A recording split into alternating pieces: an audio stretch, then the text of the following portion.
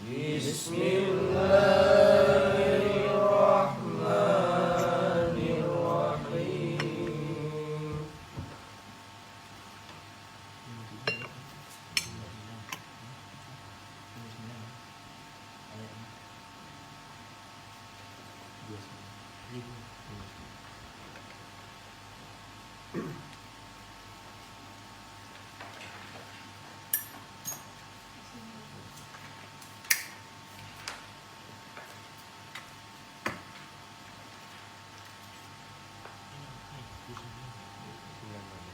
Waladina amanu billah.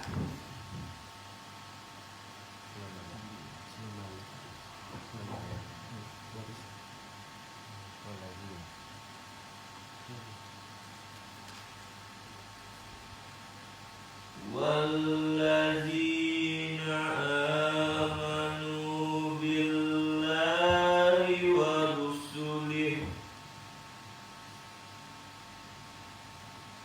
rusulihi ulaika humus siddiqun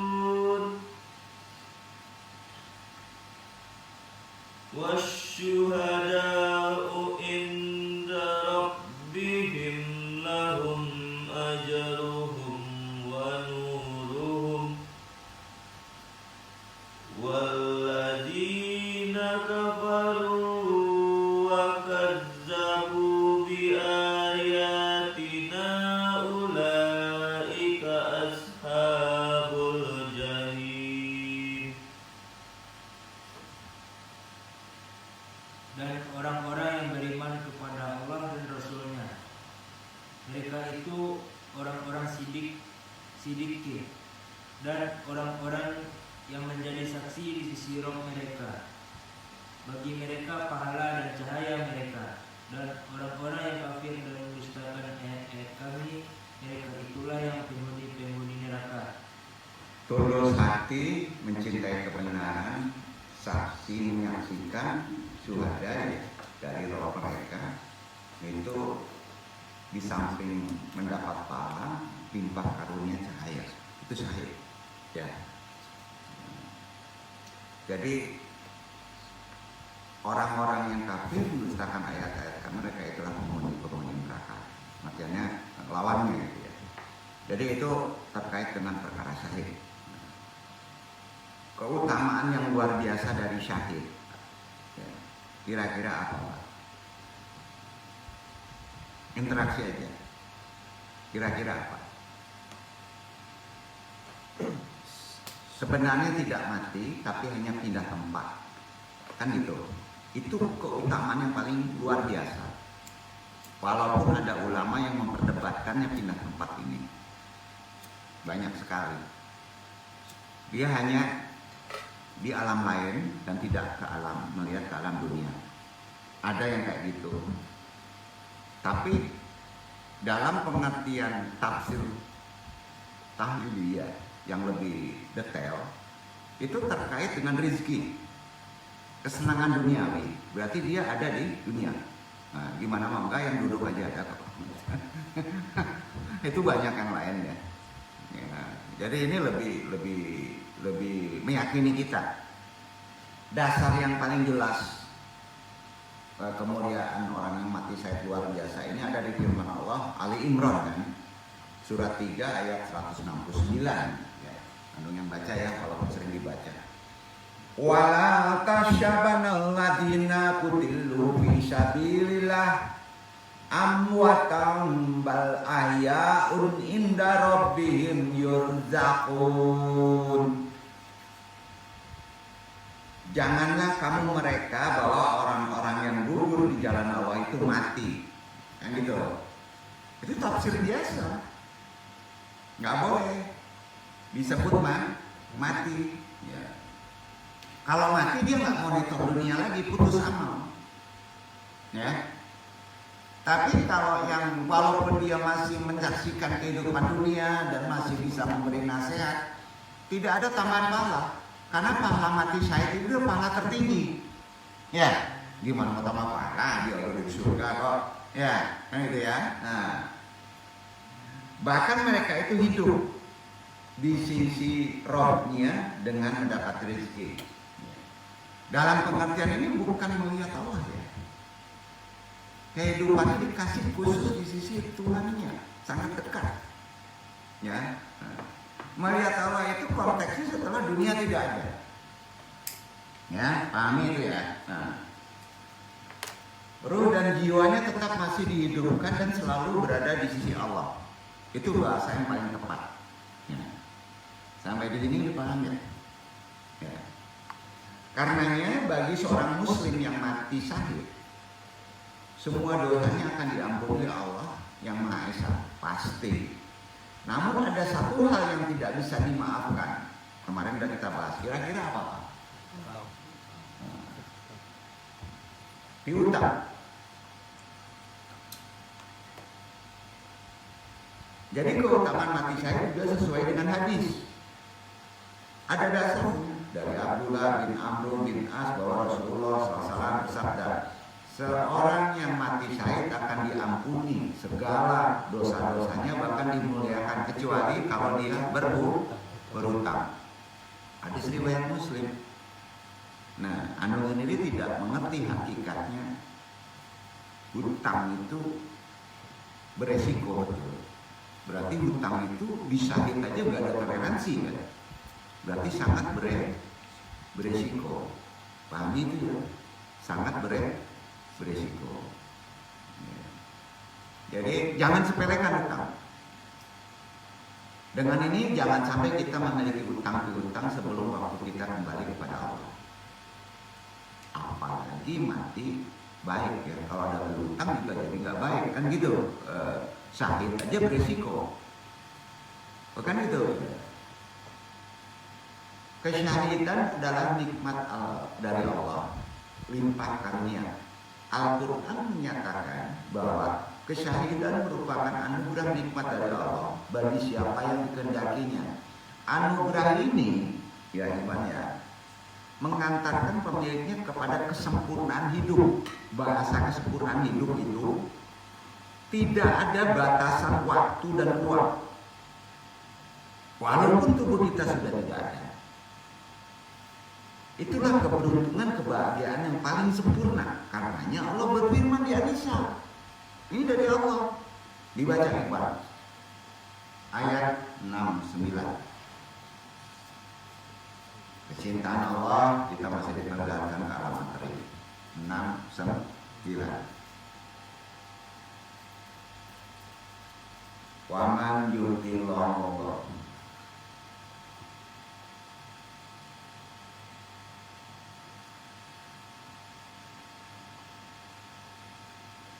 wa may yuti'illaha war rasul fa ulaika ma'al ladzina an'am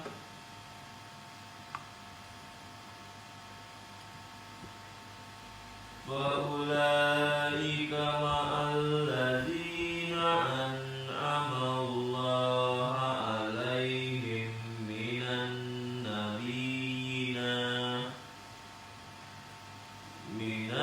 nabiyina was-siddiqina wasyuhada'i was-shalihin wa hasuna ulaika rafiqa.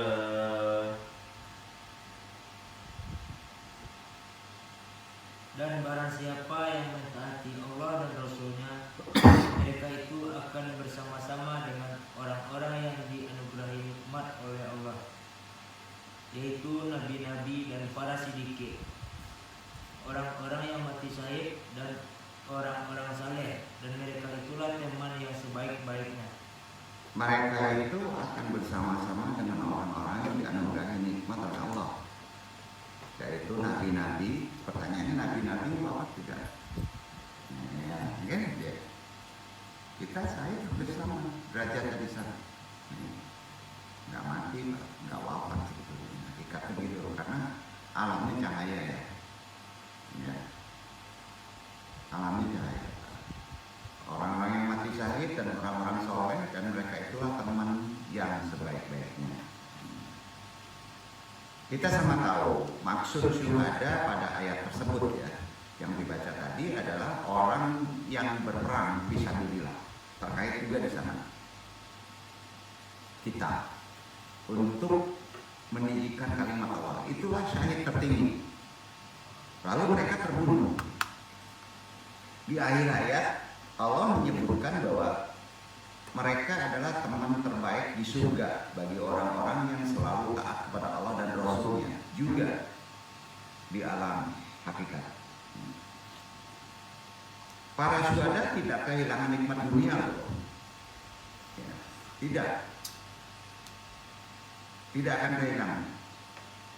Ini jelas ada di Quran yang sering dibaca kemarin berulang-ulang. Ali Imran 169 170. Coba pengertiannya langsungnya. Janganlah kamu mengira bahwa orang-orang yang gugur di jalan Allah itu mati. Bahkan mereka masih hidup di sisi rohnya dengan mendapat rezeki dunia. Ya. Mereka dalam keadaan gembira disebabkan karunia Allah yang diberikannya kepada mereka, dan mereka bergirang hati terhadap orang-orang yang masih tinggal di belakang yang belum menyusul mereka. Bahkan tidak ada kekhawatiran terhadap mereka dan tidak pula mereka bersedih hati terkait masalah dunia. Di belakang mereka kan berarti masih orang yang masih ada di dunia. Kalau kita mau mentafsirkan, mudah-mudahan Allah mengizinkan dan Allah meridhoi, dalam ayat yang mulia tadi, ya, ini terdapat keutamaan kemuliaan para syuhada kan, yang paling tinggi, yaitu masih diberi penglihatan kesaksian kehidupan orang-orang di belakang mereka terhadap kita. Ya, itulah anugerah Allah yang diberikan kepada orang syuhada. Jadi berkaitan dengan balasan orang yang berjihad fisabilillah ya, dalam memerangi musuh Islam, itu yang paling tinggi. Kalau ibarat ini ya, ibarat derajat, itu langsung full dakwah. Ya. Beda yang misalnya syuhadanya itu bukan karena fisabilillah. Ya. Terutama yang meninggikan kalimat Allah gugur di dalam kitab peperangan. Mereka tidak seperti yang kamu kira. Seperti yang dianggap sudah tidak ada hak lagi kepada yang masih hidup untuk berdakwah, atau menganggap sudah tidak ada amalan lagi yang ikut campur terhadap kehidupan dunia, atau dianggap mati. Tidak, dia tidak kehilangan kenikmatan berdakwah di dunia dan kesenangannya. Kenapa? Nah, padahal ini yang membuat banyak orang khawatir. Hati-hati kalau para pengecut takut berperang, ya, dan tidak merindukan syahid. Ya, makanya banyak sahabat di sana yang marah. Ya. Tetapi mereka mendapatkan nikmat yang lebih besar daripada yang diperebutkan orang-orang yang berlomba untuk memperolehnya. Terutama rampasan perang. Mereka hidup di sisi rohnya di negeri kemuliaan. Ya. Di sana mereka mendapatkan rezeki dari berbagai kenikmatan yang tidak akan pernah diketahui sifatnya oleh kebanyakan umum, kecuali Allah memberitahu kepada orang-orang tertentu. Itu tafsirnya. Dan Mbak Anung saya yang mentafsirkan seperti ini. Ya. Nah. Allah menyempurnakan anugerah nikmat kepada mereka dengan menggabungkan antara nikmat badan berupa rezeki dengan nikmat hati dan ruh dalam bentuk kebahagiaan terhadap karunia yang dianugerahkan kepada mereka, sehingga sempurna kenikmatan dan kebahagiaan mereka daripada kehidupan waktu badan yang masih ada. Ya. Berkaitan dengan hal ini, sungguh kami telah melihat sebagian dari bukti-bukti yang jelas, bukti kehidupan sekarang ya, menunjukkan secara nyata bahwa para syuhada itu hidup.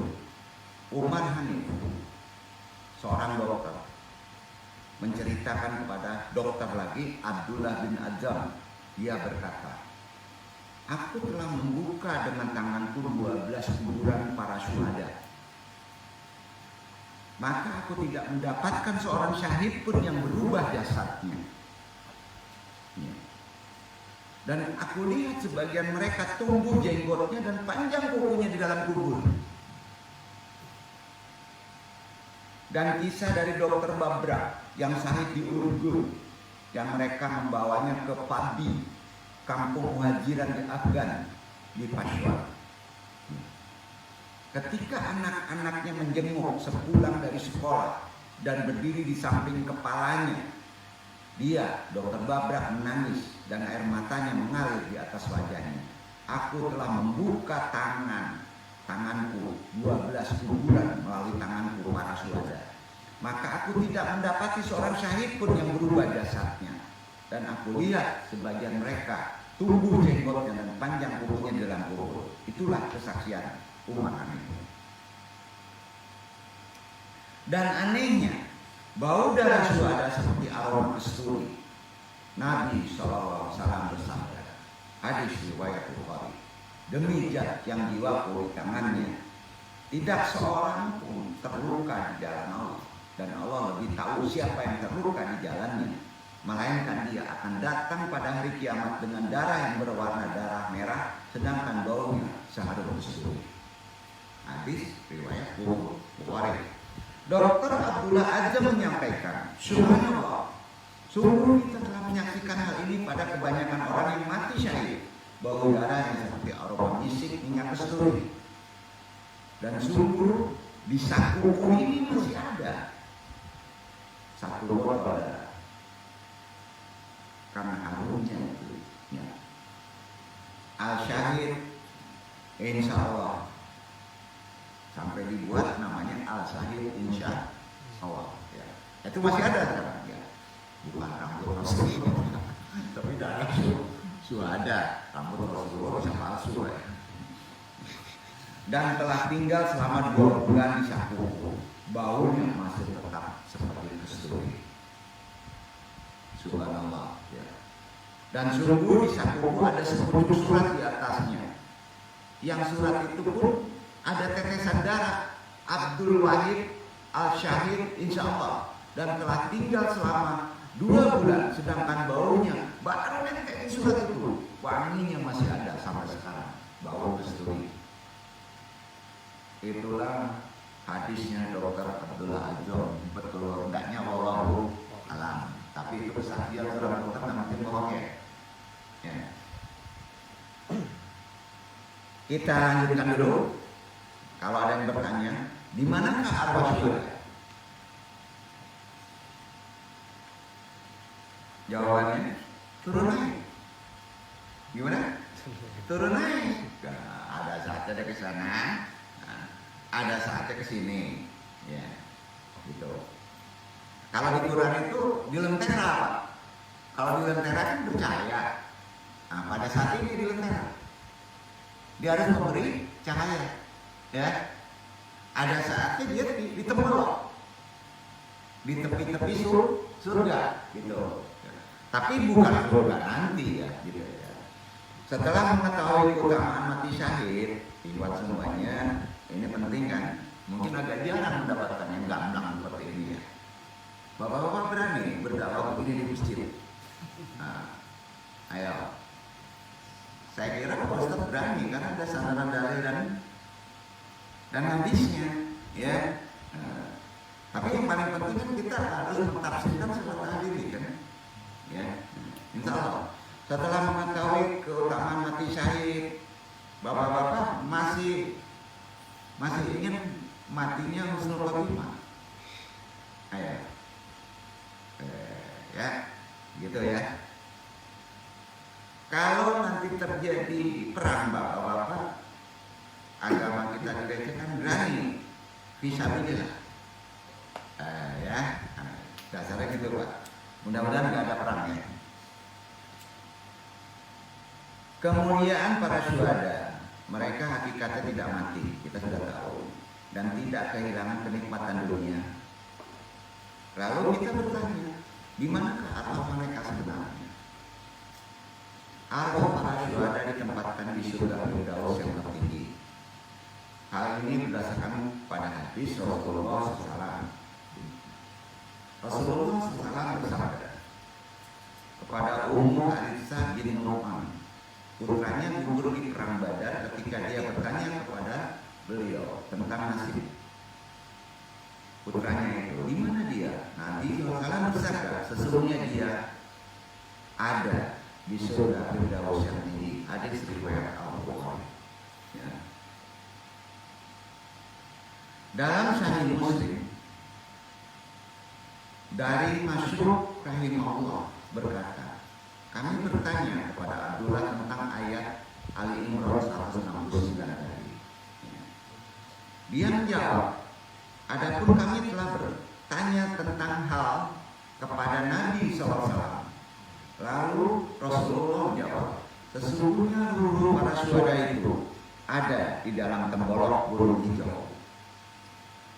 Baginya ada lentera-lentera yang bergantung di aras. Mereka bebas menikmati surga sekehendak mereka.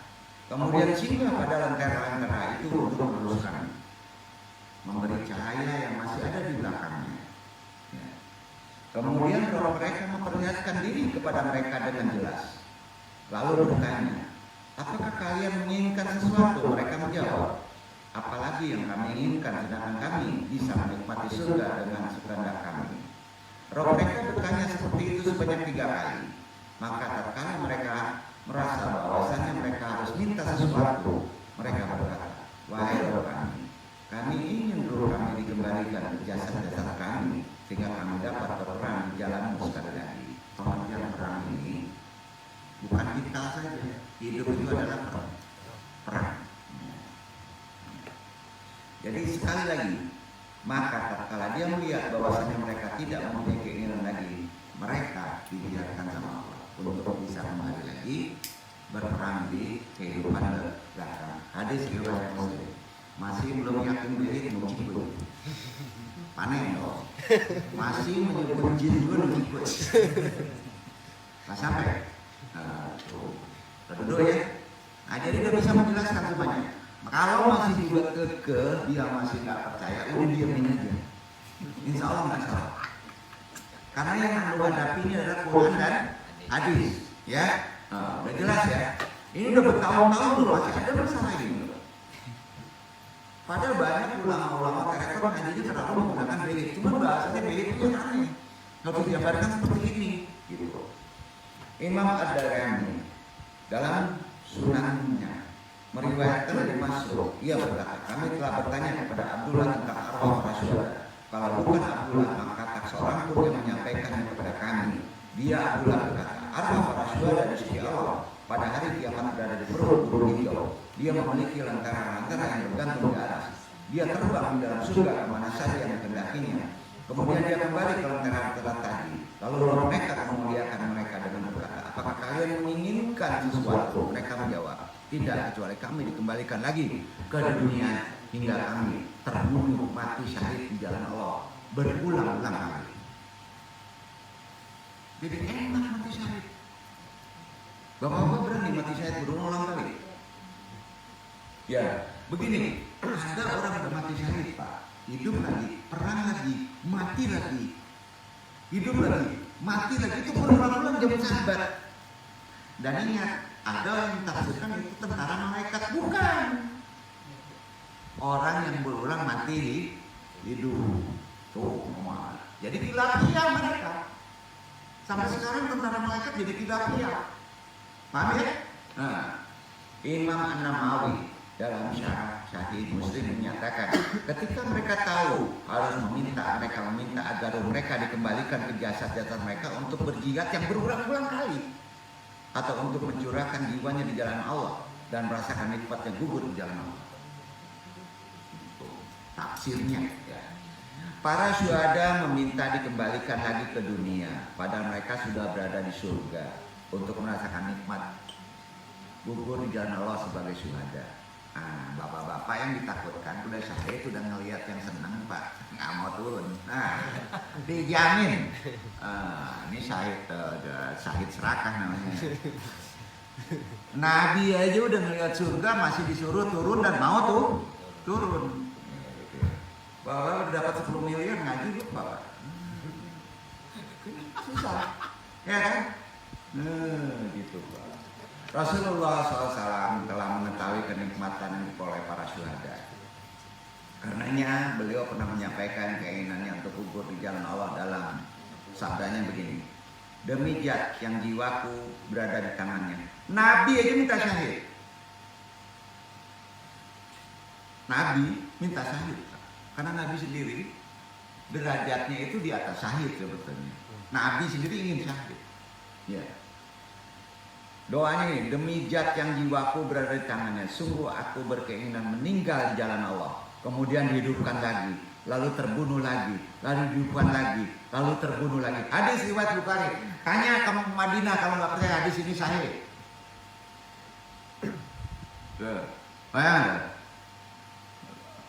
Mati orang yang soleh itu, yang di jalan Allah. Enggak bro, dicekek ente bisa. Bener ini. Yang jualin itu kan biarin aja, diamin dulu Pak. Jadi sesungguhnya kematian di jalan Allah tidak seseram yang dibayangkan orang yang sakit. Nah ini kalau Anda merasakan seperti dibeset tidak terasa. Bapak-bapak mati dipancung gak apa-apa Pak. Dan takutnya kalau udah takut bapak-bapak ngebom orang nanti. Nah ini kan gawat ya kalau mati syahid. Kalau nggak syahid pedih juga kan. Kayak ada virus Pak. Demi Allah. Nah, duduk ini ya. Jadi para syuhada tidak merasakan sakit ketika menemukan kesyahidan. Kayak dicubit. Itu habis. Walaupun kepalanya terpenggal. Nggak percaya juga nih. Doain lah syahid ente. Gimana? Rasulullah SAW bersabda, orang yang mati syahid itu tidak merasakan rasa sakit sedikit pun pembunuhan kecuali sebagian seseorang di antara kalian merasakan sakitnya cubitan. Itu paling tinggi sakitnya hanya cubitan. Nah, Al-Hadis banyak perawi, Ahmad, Tirmizi, An-Nasai, banyak perawinya, sahih. Betul kan? Ya. Orang yang mati syahid itu tidak merasakan rasa sakit pembunuhan kecuali sebagian seorang itu paling dirasakannya adalah sakitnya seperti cubitan. Kalau pacar kan bilang dong, gitu. Kayak gitu. Ya. Makanya bapak-bapak orang yang mati syahid pasti senyum. Percaya nggak? Bapak-bapak nggak percaya lihat timbah itu. Tuh, senyum. Coba yang matinya nggak mati syahid Pak, pasti tegang. Pasti tegang, mukanya tegang. Jadi nggak bisa dibohongin. Alhamdulillah, nih Iwan kita matinya syahid. Tapi kelihatannya melotot ya. Kelihatan Pak. Jadi jihad itu bukan sekedar rihlah, bukan sekedar perjalanan ikhtiari, tidak. Sementara yang akan berakhir di suatu negeri tidak, bukan perjalanan berakhir di suatu negeri tidak, selesai di negeri itu. Perjalanan dunia tidak, bukan begitu jihad. Hakikat jihad itu sempurnanya manusia, insan kamil. Ya. Jadi jihad itu bukan tujuan jangka pendek. Bapak-bapak kalau ingin tujuan jangka panjang, ya biarin pendek. Ya. Tapi bapak perlu aja dicahaya.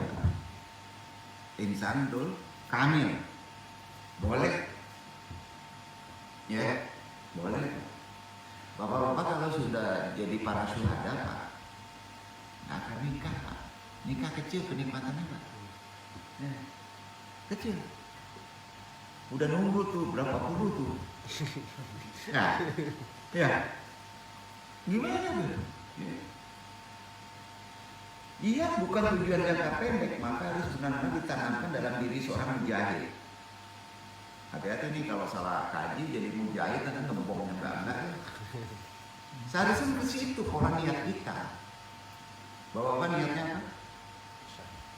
Menjadi insan kamil. Perdebatan. Ingin menjadi mujahid. Keren. Kalau mujahid sudah pasti syahid. Itu niat kita. Perempuan laki-laki itu niatnya jadi mujahid. Karena kalau jadi mujahid, bapak tidak akan melakukan sesuatu kezaliman. Jihad bukan keuntungan yang dapat dengan mudah dan juga bukan perjalanan yang pendek, namun jihad adalah perjalanan seumur hidup yang selalu mengiringi kehidupan dan tanpa batas. Itu juga tanpa ruang. Jihad tidak akan berakhir selama urat nadi masih mengalir di darah. Jihad tidak hanya untuk membebaskan di Afghanistan, Palestina, Irak semata kecil itu. Tapi jihad adalah kewajiban yang harus ditanamkan kepada orang yang beribadah, yang harus dibiasakan di setiap pundak seorang muslim selama ia masih menginjakkan kakinya di atas tanah. Betul kan? Itu niat yang paling keren. Masa niat gitu dari orang bokeh? Mujahid dong.